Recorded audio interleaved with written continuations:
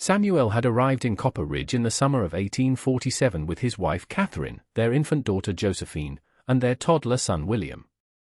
Catherine had possessed the kind of practical intelligence that transforms a sod house into a home and a patch of scrubland into a functioning ranch. She had also possessed the unfortunate tendency toward consumption that the Eastern doctors had promised the Western air would cure. The doctors had been wrong. Catherine Mercer was buried on a small rise overlooking the ranch in the spring of 1845, and Samuel had been raising their children alone ever since. The boy William was now 8 years old, small for his age but possessed of a serious disposition that made him seem older.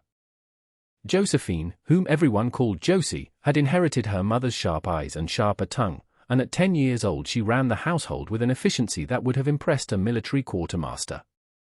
The summer of 1847 had been wet beyond any reasonable expectation for the territory. Old Marcus Brennan, who had trapped beaver in these mountains before there was a town to speak of, claimed he had never seen such moisture in 40 years of frontier living. The sky's got a leak in it, Marcus had observed one afternoon at the general store, his weathered face creased with concern rather than the amusement his words might suggest. Ground can't drink fast enough to keep up. Samuel had listened to the old trapper's words with the polite attention a younger man owes an elder, but he had not truly heard the warning beneath them. He had been too focused on the immediate blessings the moisture brought, the way his small herd of cattle grew fat on grass that stayed green well into August, the way his vegetable garden produced enough to put up stores for winter and still have surplus to trade in town. The children had thrived as well, William finally putting on weight after a winter of illness, and Josie developing the kind of healthy color in her cheeks that reminded Samuel painfully of Catherine in their courting days. The woodcutting had proceeded according to the same schedule Samuel had followed every year since establishing the ranch. Beginning in late May, he would ride out to the permitted cutting areas in the foothills, fell trees that had been marked by the territorial surveyor, and drag the logs back to the ranch for splitting. A man needed 4 cords minimum to survive a Wyoming winter, 5 to be comfortable, and 6 to have a margin against the unexpected. Samuel had always aimed for 5½ cords, a number that represented the mathematical middle ground between prudence and the physical limitations of a single man with limited time. The cutting went well that summer despite the wet conditions. The hauling went well too, though the trails were muddier than usual and required more careful navigation. The splitting proceeded on schedule, with Samuel teaching William the proper way to set a log on the splitting stump and Josie keeping count of the pieces as they accumulated. By the end of August, Samuel had a respectable pile of split wood stacked in the traditional manner against the eastern wall of the barn, positioned to receive maximum morning sun for drying. The traditional manner of wood storage in Copper Ridge, as in most frontier settlements, involved stacking the split pieces in alternating directions to allow air circulation, with the pile open to sun and wind on at least 2 sides. Every rancher, farmer, and townsman in the territory followed this method because it was the method their fathers had followed, and their fathers before them. The logic seemed sound enough on its surface. Wood needed air to dry. Sun and wind provided that air. Therefore, wood should be stacked where sun and wind could reach it. Samuel had never questioned this logic because he had never had reason to question it. His wood had always dried adequately using this method, and while he occasionally lost a few pieces to rot around the edges of the pile, the losses had always been within acceptable margins. What Samuel did not understand, what no one in Copper Ridge seemed to understand, was that the traditional method had been developed in climates far different from the Wyoming territory. The settlers who had brought this knowledge westward had learned it in Pennsylvania, in Ohio, in the gentler regions of the frontier where summers were hot and humid but winters were comparatively mild. The Wyoming high country operated according to different rules entirely. The first sign of trouble came in late September when Samuel pulled a piece of wood from the center of the pile to test its readiness for burning. The exterior of the piece felt dry enough, the bark rough and loose the way properly seasoned wood should feel. But when Samuel hefted the piece, it felt wrong, too heavy for its size, as if the wood had been drinking water instead of releasing it. He split the piece with his hatchet and discovered the truth that would haunt him through the coming months. The interior of the wood was wet, not merely damp but saturated, the grain dark with moisture that had somehow penetrated deep into the fibers despite all the sun and wind the summer had provided. Samuel examined more pieces from different sections of the pile and found the same condition throughout. The wood had not dried. If anything, it seemed wetter than when he had stacked it. Something's wrong with the wood, he told Josie that evening over dinner, a simple meal of beans and cornbread that the girl had prepared with her usual competence. It's not drying right. Josie looked up from her plate with those sharp eyes that miss nothing. Is it bad wood? She asked. No, Samuel replied, shaking his head slowly. It's good oak, good hickory. Same as always. But it's holding water like a sponge.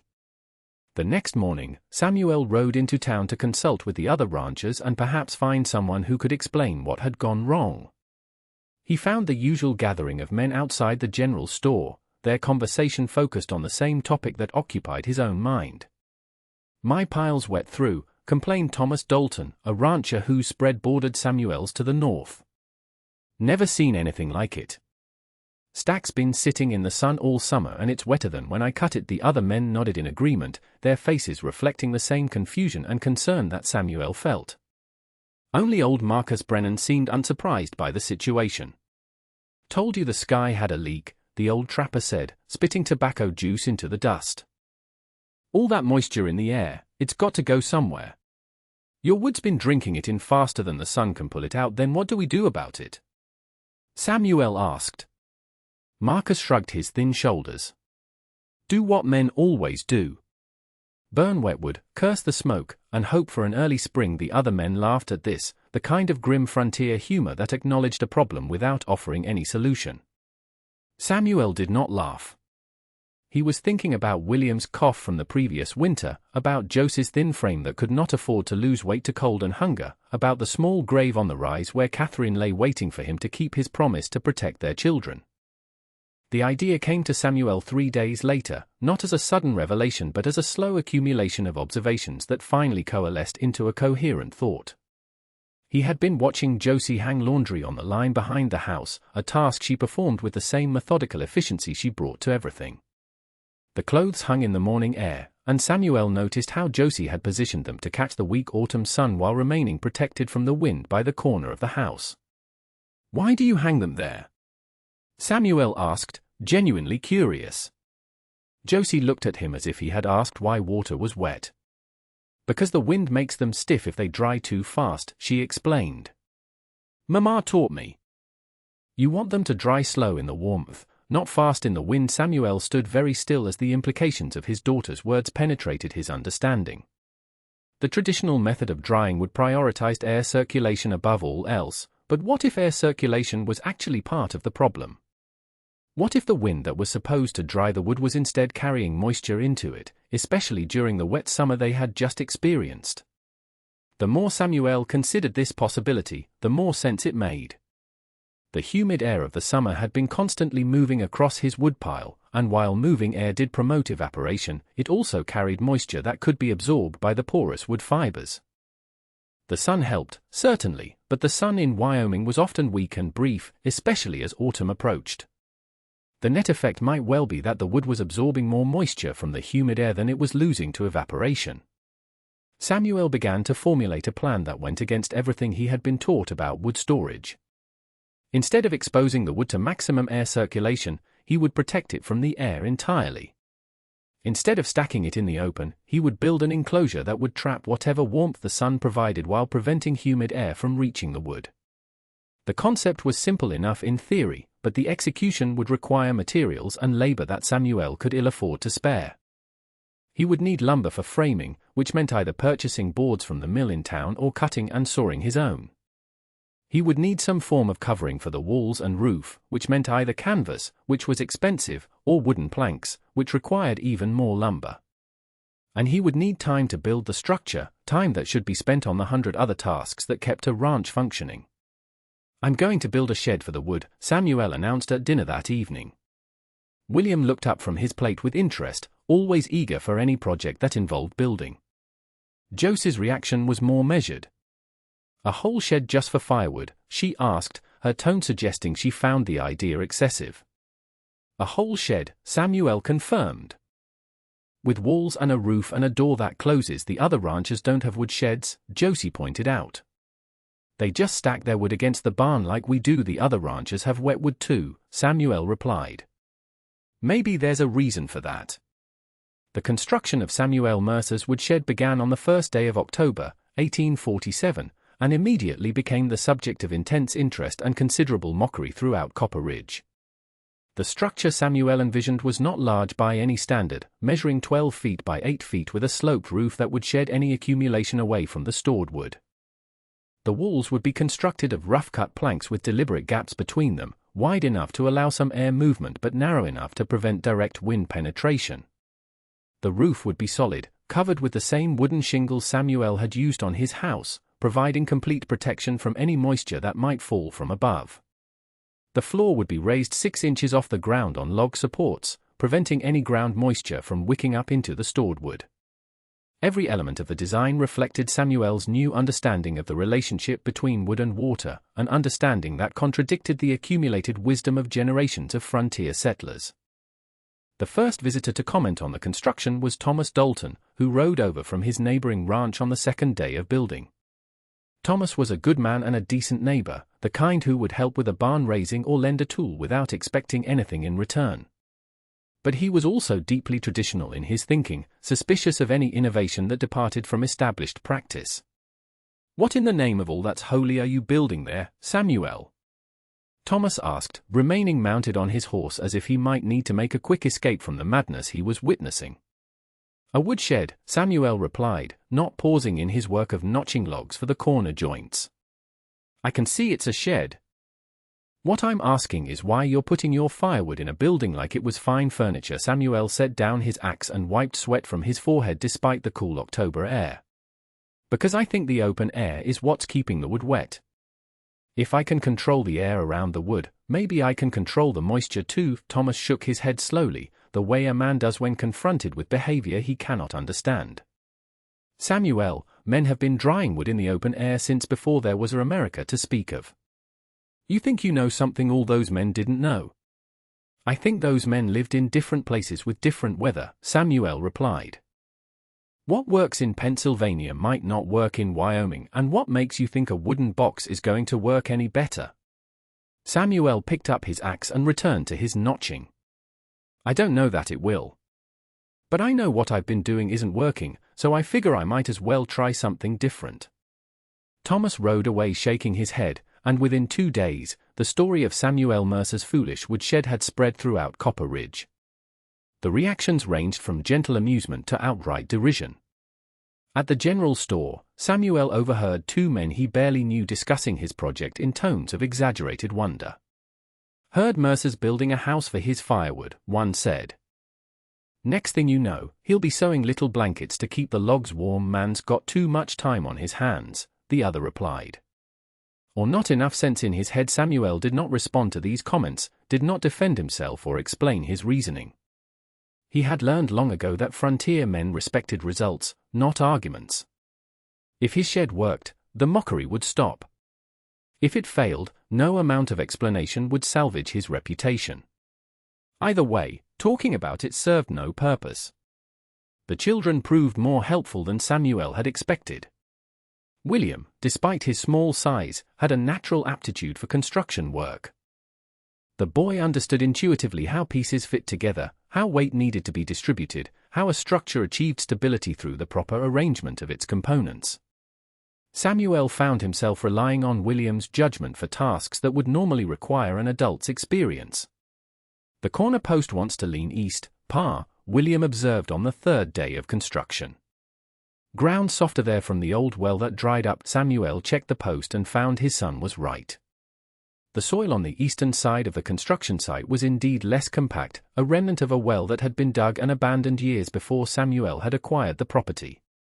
He adjusted the post accordingly, setting it deeper and packing the hole with gravel to provide better drainage and support. "Good eye," Samuel told his son, and William's face flushed with pride at the simple praise. Josie's contributions were different but equally valuable. While Samuel and William worked on the physical construction, Josie took over the household tasks that would otherwise have demanded Samuel's attention. She cooked meals, tended the small herd of cattle, collected eggs from the chickens, and maintained the vegetable garden that would provide their winter stores. She also kept meticulous records of the construction progress, noting in her careful handwriting how many boards were used each day, how many nails were consumed, and how the weather affected the work schedule. "You're keeping accounts like a merchant," Samuel observed one evening, looking over her notes. "Mama always said you can't know where you're going if you don't know where you've been," Josie replied. "I figure if your shed works, someone might want to know how you built it. And if it doesn't work, at least we'll know what not to do next time." Samuel looked at his daughter with something approaching awe. At 10 years old, she was already thinking like a scientist, understanding that knowledge came from careful observation and documentation. Catherine would have been proud. Samuel was proud, though he found it difficult to express such feelings in words. The shed took 12 days to complete, a timeline that pushed dangerously close to the onset of true winter weather. The finished structure stood 8 feet tall at its highest point, with walls of rough-cut pine planks spaced 1 inch apart. The roof sloped from east to west at a 15-degree angle, covered with overlapping wooden shingles that Samuel had split himself from cedar logs. A single door on the southern wall provided access, hung on leather hinges that would not rust in the winter cold. The floor consisted of split logs laid across support beams, creating a raised platform that allowed air to circulate beneath the stored wood while preventing ground moisture from rising into the pile. The total cost in materials came to $14.37, a significant sum that represented nearly a month's worth of ranch income. The cost in labor was incalculable, representing time that Samuel could have spent on other necessary tasks. But as he stood before the completed structure on the evening of October 12, Samuel felt something he had not felt since Catherine's death. He felt hope. The process of transferring the woodpile from its traditional location to the new shed revealed the full extent of the moisture problem. Piece by piece, Samuel, William, and Josie carried the split wood across the yard, and piece by piece, they sorted it into categories based on condition. The driest wood, perhaps 15% of the total pile, went into the shed first, stacked carefully with small gaps between pieces to allow internal air circulation. The moderately wet wood, comprising about half the pile, went in next, positioned where it would benefit from proximity to the drier pieces. The wettest wood, the pieces that crumbled at the touch or showed visible signs of fungal growth, was set aside in a separate pile outside the shed. This rejected wood amounted to nearly 35% of Samuel's total supply, a devastating loss that left him with barely 3 cords of usable timber. 3 cords might sustain a small household through a mild winter. It would not sustain a household through a Wyoming winter, not with 2 growing children who needed warmth to survive. "We don't have enough," Josie said quietly, standing beside her father as they surveyed the diminished supply now housed within the shed's protective walls. Her voice carried no accusation, no panic, only the calm assessment of facts that characterized her approach to every problem. "No," Samuel agreed. "We don't. What are we going to do?" Samuel looked at his daughter, then at his son, who stood nearby with an armload of kindling he had gathered from the rejected pile. William's face showed the fear he was trying to hide, the understanding that their situation had become genuinely dangerous. "We're going to cut more wood," Samuel said. "And we're going to hope the shed does what I think it will do." "But the cutting season is over," Josie pointed out. "The surveyor won't mark new trees until spring, then we'll cut deadfall. Fallen timber that's already down. It's not as good as fresh cut, but it burns. Deadfall will be wet too," Josie said. "Everything's wet." Samuel nodded slowly, acknowledging the truth of her words. "Then we'll put it in the shed and see if the shed can dry it. If I'm right about how this works, the shed should pull moisture out of any wood we put in it, not just the wood that's already partly dry." The next 3 weeks became a desperate race against the approaching winter. Every day that weather permitted, Samuel rode out to the permitted cutting areas and searched for fallen timber that might be salvageable. He found more than he had expected, trees that had toppled in storms or succumbed to disease or simply reached the end of their natural lives. Much of this deadfall was too rotten to burn, but perhaps 1 piece in 5 proved solid enough to be worth hauling back to the ranch. William accompanied his father on these expeditions when possible, learning to identify good wood from bad by the sound it made when struck with an axe. Solid wood rang with a clear tone. Rotten wood thudded dully, absorbing the impact without resonating. "Listen to the wood," Samuel taught his son. It will tell you what it is. Josie remained at the ranch during these expeditions, maintaining the household and tending to the livestock with the same quiet competence she brought to everything. She also monitored the wood inside the shed, keeping daily records of its condition and weight. To measure the weight, she had devised an ingenious system using a balance beam and a collection of stones of known weight, allowing her to track changes in individual pieces over time. The results of Josie's monitoring became apparent within the first week. The wood inside the shed was losing weight, slowly but measurably, as moisture evaporated from its fibers. The rate of loss varied depending on the initial moisture content and the position within the shed, but the trend was consistent and unmistakable. The shed was working. The piece by the door lost 2 pounds in 5 days, Josie reported one evening, consulting her meticulous notes. The piece in the back corner only lost half a pound, but it was drier to start with. Samuel studied his daughter's records with growing excitement. The numbers confirmed what he had suspected but could not prove. By controlling the air around the wood, by preventing humid outside air from reaching it while allowing the warmer, drier air inside the shed to circulate, he had created conditions that favored evaporation over absorption. The shed was not merely storing wood. It was actively drying it, doing in weeks what the open air had failed to do in months. Word of Samuel's monitoring results spread through Copper Ridge despite his efforts to keep the information private. Josie had mentioned her record-keeping to the daughter of a neighboring rancher, who had mentioned it to her mother, who had mentioned it to the women at the church social, who had mentioned it to their husbands. Within days, Samuel found himself fielding questions from men who had previously mocked his project. "Heard your shed's actually drying wood," Thomas Dalton said, riding over one afternoon with an expression that mixed skepticism with hope. "That true?" "Seems to be," Samuel replied cautiously. "Josie's been keeping measurements. The wood's losing weight, which means it's losing water. How much weight?" "Depends on the piece. Some have lost 3-4 pounds in 2 weeks. Others less." Thomas dismounted and walked to the shed, peering through the gaps in the walls at the stacked wood inside. "I'll be damned," he muttered. "It does look drier." "The color's different. Drier wood is lighter in color," Samuel confirmed. "The moisture darkens the grain." And Thomas stood in silence for a long moment, clearly wrestling with the implications of what he was seeing. Admitting that Samuel's unconventional approach was working meant admitting that the traditional method was flawed, and admitting that the traditional method was flawed meant questioning the accumulated wisdom of generations. For a man like Thomas, such questioning did not come easily. "You think you could build one of these for me?" Thomas finally asked, the words emerging as if pulled from him against his will. Samuel considered the request carefully. Building a shed for Thomas would take time and energy he could barely spare, but it would also provide income the ranch desperately needed. More importantly, it would validate his innovation in a way that mere words could not. If other ranchers began building wood sheds, the mockery would stop and the method would spread. "I could," Samuel said. "But it won't be cheap. Materials alone will run you $12-15. Labor on top of that. How much for labor?" "Another $10. And I can't start until I've got enough wood cut for my own needs." Thomas nodded slowly. "Fair enough. You get your wood cut, you come see me. I'll have the money ready." The two men shook hands, and Thomas rode away with a thoughtful expression that Samuel had never seen on his face before. It was the expression of a man whose certainties had been shaken, who was beginning to understand that the world might be more complicated than he had previously believed.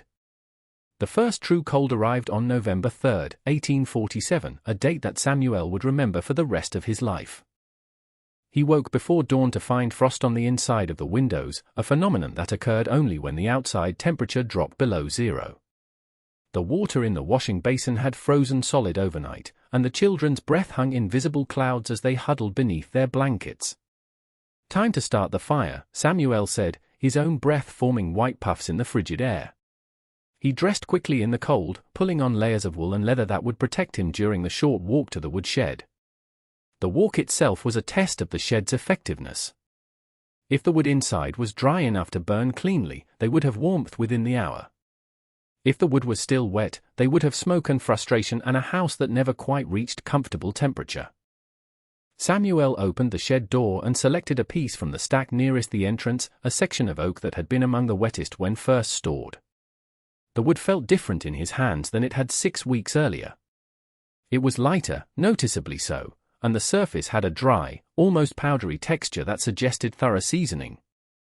He carried the piece back to the house and set it in the fireplace, adding kindling and striking his flint to create a spark. The kindling caught immediately, flames licking upward toward the oak. Samuel held his breath, waiting for the telltale hiss and sputter that would indicate moisture in the wood. The hiss never came. Instead, the oak caught fire cleanly, burning with the steady, even flame that only properly dried wood could produce. Within minutes, the fire was roaring, heat radiating outward into the cold room. William emerged from beneath his blankets, drawn by the warmth. Josie followed, her face breaking into a rare smile as she felt the heat on her skin. "It worked," she said simply. "It worked," Samuel agreed, allowing himself a smile of his own. The single piece of burning oak represented more than warmth. It represented validation, proof that his unconventional thinking had solved a problem that traditional methods could not address. It represented survival, the assurance that his children would not freeze in the coming months. And it represented something else, something harder to name but equally important. It represented the possibility that a man could improve his circumstances through careful observation and creative thinking, that the accumulated wisdom of the past was a starting point rather than a final destination. The weeks that followed tested Samuel's innovation more severely than he could have anticipated. November brought temperatures that plunged to 20 below zero, cold so intense that livestock froze standing in the fields if not properly sheltered. December brought winds that howled down from the mountains, driving snow horizontally across the landscape and piling drifts against any vertical surface. January brought the worst blizzard in territorial memory, a 3-day storm that buried Copper Ridge under 4 feet of snow and cut off all travel between homesteads.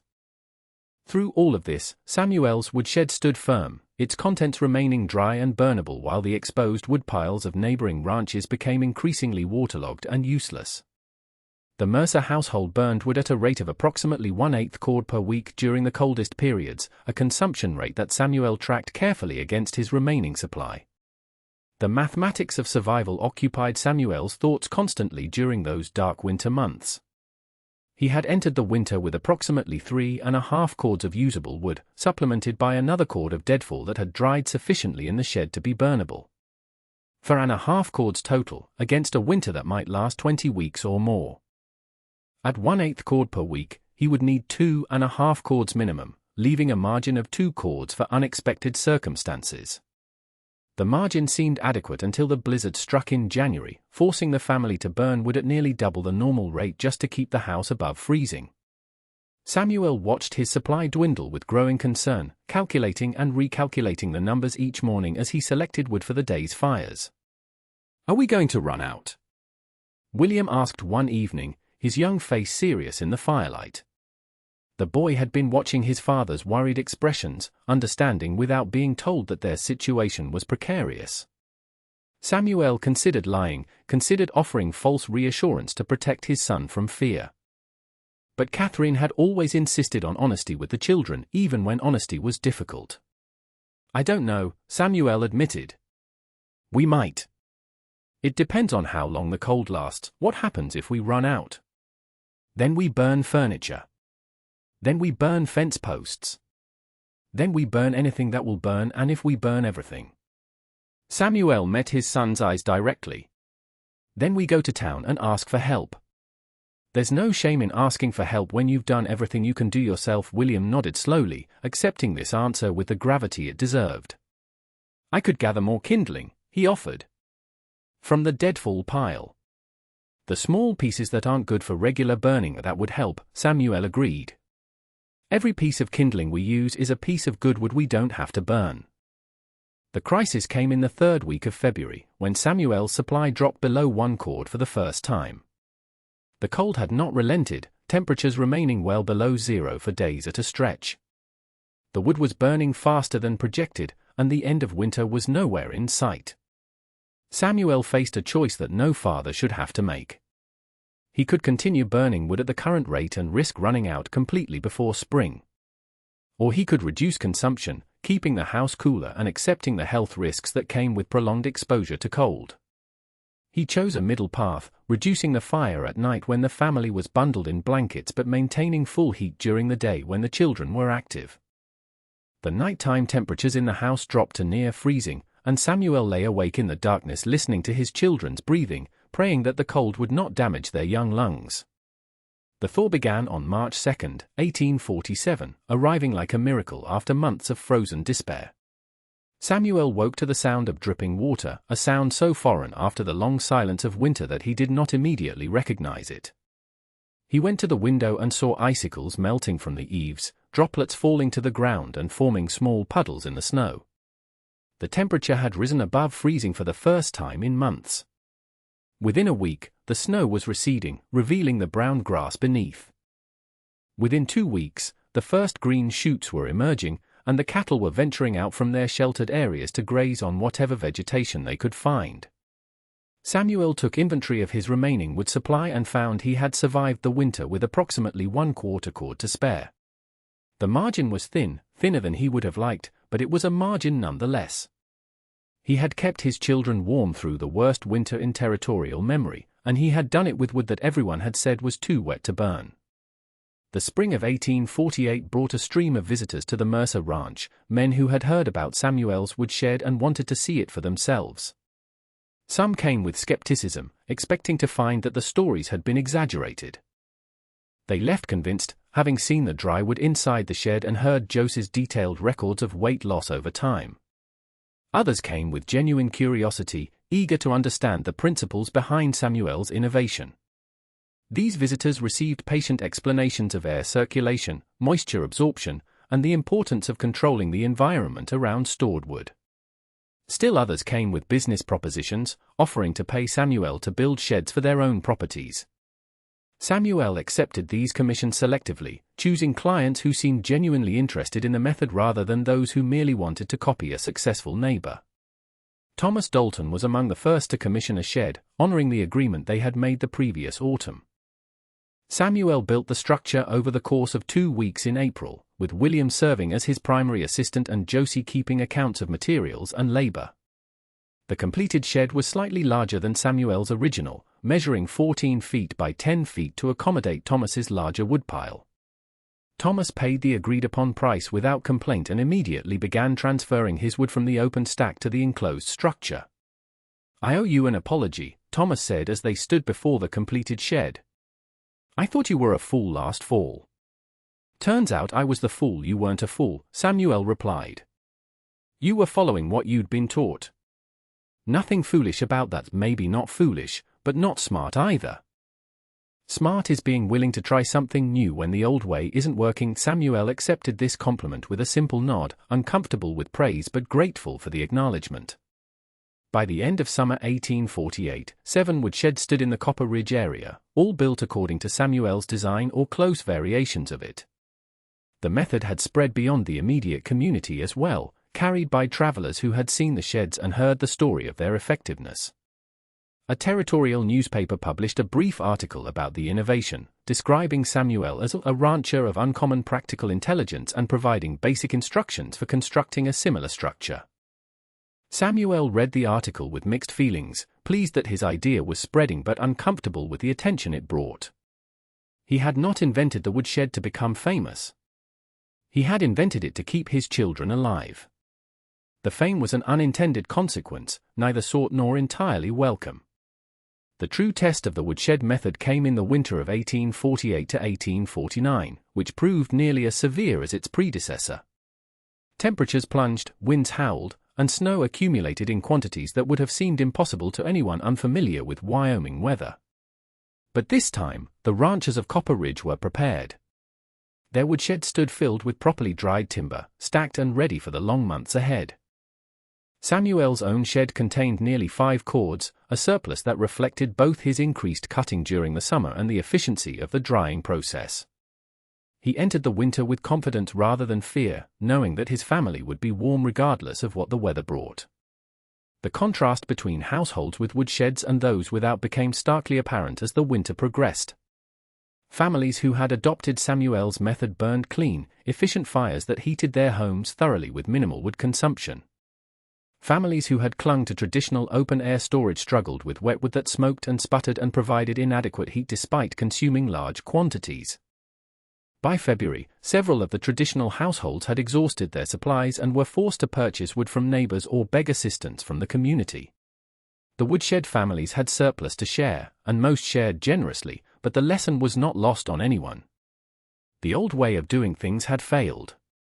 The new way had succeeded. The evidence was undeniable.